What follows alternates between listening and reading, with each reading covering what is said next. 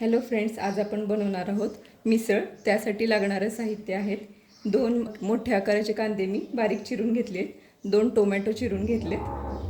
इथं खोबरं भाजून मी त्याचं वाटण करून घेतलं आहे.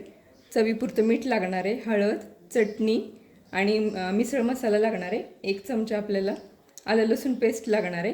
1 वाटी मी मटकी घेतलेली आहे. आपल्याला नंतर भाजी झाल्यानंतर आपल्याला हे फरसाण लागणार आहे, पाव लागणार आहे.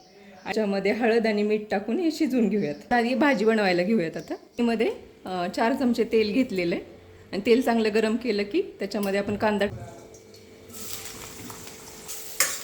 छान गुलाबीसर होईपर्यंत चांगला परतून घेऊयात. आता आपण टोमॅटो टाकूयात.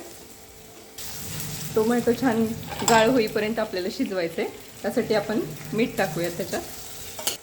आता आपण खोबऱ्याचं जे वाटण करून घेतले ते टाकूया.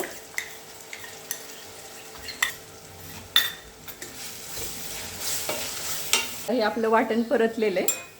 त्याच्यामध्ये आपण आलं लसूण पेस्ट टाकू. आता आपण पाव चमचा हळद टाकूयात. 1 चमचा लाल तिखट टाकूयात. 1 मोठा चमचा मिसळ मसाला टाकूयात.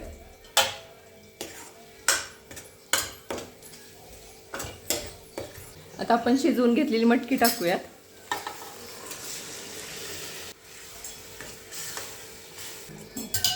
आता आपल्याला गरम पाणी टाकायचं याच्यामध्ये.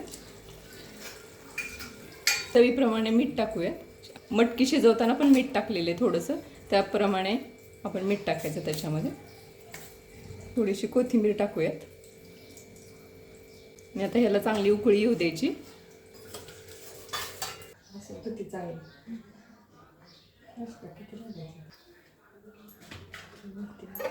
आपली भाजी झालेली आहे. आता मी गॅस बंद करून घेतलेला आहे. आता आपण काढून घेऊयात.